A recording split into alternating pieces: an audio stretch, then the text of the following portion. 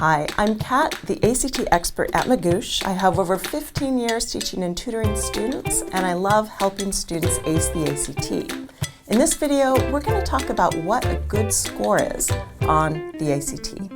On the ACT, you will get a score somewhere between 1 and 36. Now, it's actually very, very uncommon to see a score below 5. I think they only give one score below 5 every year or two. So really, I usually say between 5 and 36 is the score you're going to receive. And the way they calculate that is an average of the 4 sections you take. So each of the 4 sections, English, math, reading, science, you will get between a 5 and a 36. And then your composite score is the average of those. The median score on the ACT for the last several years has been between a 20 and a 21. But in this video, I'm mostly going to be focusing on how you can think about the best score for you based on where you're coming from and what your goals are. So one way to think about what a good score goal for you is to take a practice test, if you haven't done that yet, and from there, set a 2 to 4 point goal increase. Usually I say you want to set larger goals for your weaker subjects and a smaller increase goal, like 2 points, for your stronger subjects. If you can raise your overall score by 4 points, that is very successful. That has actually catapulted you quite a few percentile points in the whole range. The one thing I don't want you to do is to compare your scores to your friends' scores. I want you to always think about where you're coming from, what your goals are, what your target schools are, and just keep your focus there. Remember that any score increase is a success. One thing I highly recommend you do is go and look up the schools that you're going to be applying to and check out what scores the incoming freshmen are getting at those schools. And the way that the schools usually report this is the 25th percentile to the 75th percentile. So not counting the bottom quarter or the top quarter of students, they usually report what is that middle chunk of students looking like in terms of their ACT scores. And I'm going to go through some examples for you so you kind of get a sense of what ACT scores students are getting at these different calibers of colleges and universities. So starting with the Ivy League schools, we're talking about Yale, Harvard, Brown, Princeton, there's a collection of them. The average ACT scores there, the 25th to 75th percentile, are usually about 32 to 35. So very, very high competitive scores. After that, we have quite a few schools that are sometimes called the almost Ivies.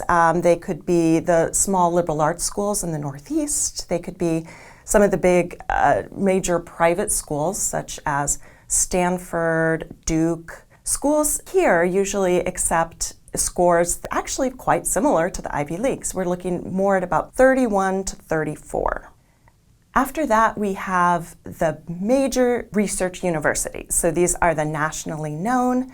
Usually each state in the US has one major research university that is the most selective. These are schools that a lot of students are applying to. And the ACT scores for these schools are typically around 27, 28, up to about 31, 32. So for instance, University of Wisconsin at Madison has a range of about 27 to 31.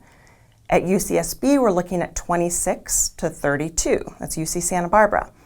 Next, we have hundreds and hundreds of schools that would encompass many of the private schools and also a lot of universities, state schools that are a little bit more local, often still very reputable research institutions, great schools to go to, but maybe not quite as selective.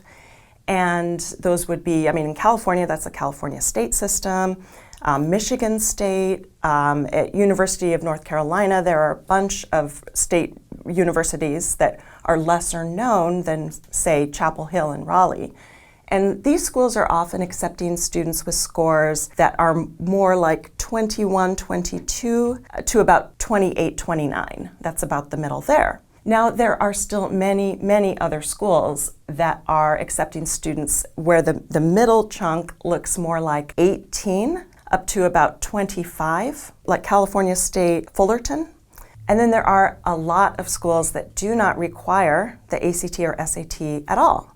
So depending on your situation, there will be colleges available for you if you have the grades to get in. And if you're able to raise your score by 4 points, that's only going to open the doors to that many more schools. So everybody has their own goals based on what they're striving for. I had one student that I worked with for quite a while who had already taken the ACT. He had gotten a 32 and was really aiming for a 35. And the two things we were really working on with him in particular were the science section, because that was one score that was kind of bringing him down, and also the writing, the essay. And so even though most students would be thrilled to have a score which he already did, 32, that's in the top 5 percentile, that was his goal, a goal of 34, 35. That same year, I was also tutoring a student who was aiming for a 17. And so this was a student who didn't think he was even going to go to college. It wasn't really on his radar. He thought maybe he'd take a year off, 2 years off, maybe go to community college. And then he got a really great potential sports scholarship, and now he needed to take the ACTs.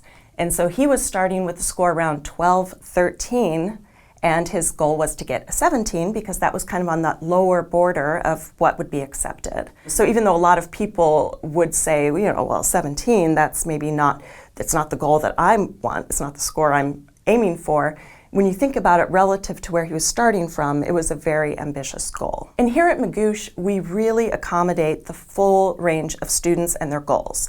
And so the way our course works even is you can sort your practice questions by difficulty level. And so if you really need practice on questions that are a little bit easier, you can set up filters in your course so that those are the questions that you're getting the practice with. If you're up in the 32s, 33s, you can focus on the most difficult questions. So once you know what your target score is, right? So you've gone and you're thinking, okay, I'm going to increase by 2 points or 4 points or maybe even 5 points. The next thing I want you to do is go through, and I'll put the link below, and figure out how many questions can you miss on each section to get that score. And that's going to be really helpful for you when you're trying to prioritize on the exam which questions to just skip or guess at and which ones to really devote your time to. And so if you know that you can actually, like let's say on math, let's say your goal for math is you want to get a 21, that means you can miss half the questions. Now, that doesn't mean you should try to miss half the questions or just skip over half the questions, but it means that if there are a good 10 or 15 questions you really don't know and you have to guess on, and then another 15 questions where you're pretty sure but maybe not 100% sure, you're probably in a really good spot. For the most part, I notice that students stress too much about their scores, and I really encourage you to not lose the forest for the trees, think about the big picture here. And for those students who are out there thinking, nah, this doesn't really matter, I don't really need to try, I'm already above the score I even need to get into my dream school, I want to encourage you to really push yourself anyway, because you never know when you're going to be applying for scholarships in the next year or two, and you never know if you might transfer in the next year or two. So a lot can change between the end of your high school career and the first year of your college career. So think about this, think about your target schools, set a rigorous, realistic, exciting goal for yourself, and I wish you all the best. If you like this video, follow the link in the description box below and go to magoosh.com, where you can join thousands of students who are already using Magoosh to reach their goals. Looking for more ACT study tips? Check out these videos on your left, and I'll see you in the next one.